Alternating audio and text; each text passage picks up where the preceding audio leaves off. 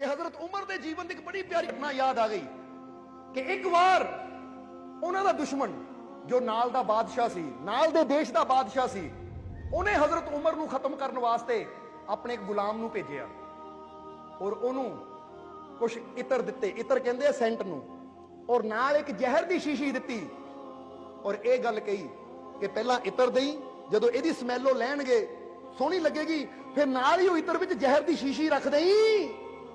ये जहर की शीशी ऐसी है कि जेड़ा भी इहदी स्मैल लैंदा है, यानी इहदी महक लैंदा, नाल ही सुंघदे सारी मर जाता है। हजरत उमर की मौत हो जाएगी और नाल उस बादशाह ने कुछ धन भेज दिता और नाल एक कहते है गुलाम औरत नूं भेज दिता जो बड़ी सुंदर सी। हुण कहते धन, गुलाम औरत और नाल उसने वो इतर भेज दिता कि ये नजराना दे दे मेरे वालों, क्योंकि मकसद तय सी उमर की जान लैण दा। जदों ये गुलाम पहुंचा मदीने विच, हजरत उमर बारे पूछया कि तुहाडा बादशाह कित्थे है उमर, तो लोगों ने दसिया कि साडा बादशाह उमर वो तो फकीरा की तरह रहिंदा है, कहण नूं ही है मक्के दा बादशाह, पर रहिंदा फकीरा की तरह है, वो फलानी जगह बैठा है। जदों कहंदे ये गुलाम गया, इन्हां तो सोचिया सी जिद्दां साडा बादशाह आलीशान महलां च रहिंदा है, इद्दां ही रहिंदा होएगा, पर उमर नूं देखिया कि पेड़ थल्ले बैठे हुए है, वो भी थल्ले बोरी बिछा के, और जाके उसने जदों देखिया तो देख के उहदे मन च वो दर्शन करके ऐसी खिच पई कि ये तो रब दा कोई नेक बंदा लगदा और मेरा बादशाह इनू मारना चाहता है। जरा समझना सारे जी। हुण कहंदे वो गुलाम दे मन च इदां दी भावना पैदा हुई, उन्हें उमर नूं कहा, हजरत उमर मैनू फलाने बादशाह ने भेजा है, तुहाडे वास्ते कुछ नजराना लैके आया हां। तो उमर ने कहा किहड़ा नजराना? उन्हें दसिया जी आ दौलत। वो कहंदे मस्जिद नबवी बन रही है, यानी हजूर दा मदीना बन रहा है, बहुत अच्छा है, इनू मैं कबूल करदा, ये मस्जिद बनाने दे काम आएगी, क्योंकि उसले मदीने का काम चल रहा सी जिथे हजूर मुहम्मद ही मज़ार है। फिर उन्हें कहा मैं एक गुलाम लैके आया, यानी लड़की नूं कहा जाता है गुलामां नूं, ये लैके आया हाँ। हजरत उमर ने जदों ओदी तरफ देखिया तो देख के क्या सुभान अल्लाह, परमात्मा ने बड़ी अच्छी सूरत पैदा की है। फिर हजरत उमर ने एक नाल ही नौजवान बैठा सी जिहदी शादी नहीं हुई सी, हजरत उमर ने कहा ऐ नौजवान तू इस नाल शादी करना चाहता हाँ? वो कहता जी हाँ। कहते फिर जा, ये मैं तेरे इख्तियार च दिती, तेरा अज निकाह पढ़िया जाएगा, अज तो ये तेरी पत्नी है। वो गुलाम बड़ा हैरान रह गया, कहता मैं तो सोचा सी साडे बादशाह कोई चीज पसंद आ जाए मेरी, पर इन्हां दे अंदर तो कोई असर ही नहीं है। फिर उन्हें हजरत उमर ने कहा होर की चीज है, उन्हें इतर पेश किया, कहता जी आ ओ इतर है जिहड़ा बड़ा कीमती है, एक बार कपड़े नूं लग जावे तो कपड़ा धो धो के फट जाता, पर इतर दी स्मैल ओदी महक नहीं जाती।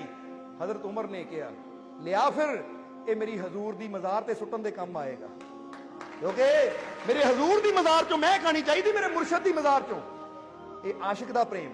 हुण जदों उन्हें देखिया अपने वास्ते तो रखिया ही कुछ नहीं, इन्ना रब दा प्यार करने वाला अपने मुर्शद नाल, तां ओहदे मन च इक्को ही गल आई, कहंदा इन्ना नेक आदमी हुण जे मैं जहर दी शीशी देवां ये दुनिया तो चला गया तो फिर मैं तेरे हथों बहुत बड़ा पाप होएगा।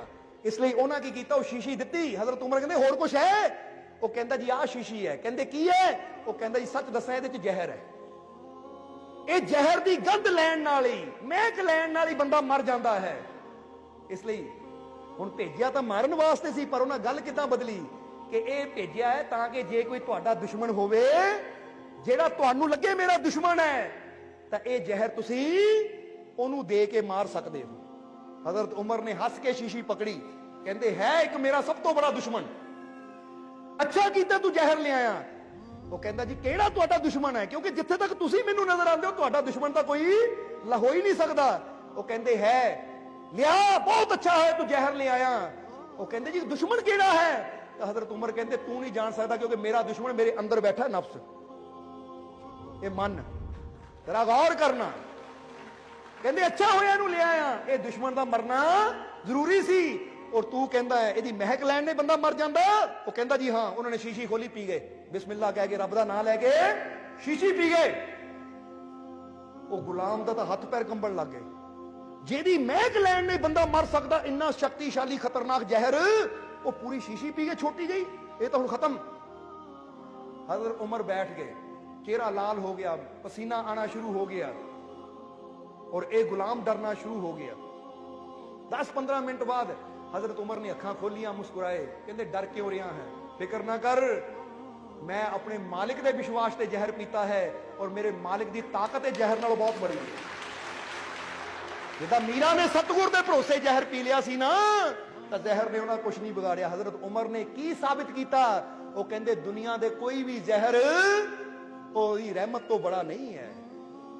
इसलिए ये मिसाल तुहानू क्यों दसी कि तुहाडे जीवन च भी कई बार असीं की करते, छोटी छोटिया चीज़ों तो डरते रहते। आ खा लिया मैनू कुछ हो जाएगा, आ खा लिया मैनू किसी ने दे दिता, कोई लड्डू दे दिता, मैनू किसी ने कर दिता, वो भी वहम है, मैनू कुछ हो जाएगा। याद रखो, अपने मालिक ते इन्ना भरोसा रखो, ओदा नाम लैके जदों भी खाइए ओनू याद करके भोजन करिए, तो फिर किसी भी चीज इन्नी ताकत है नहीं जो साडा कुछ बिगाड़ सके।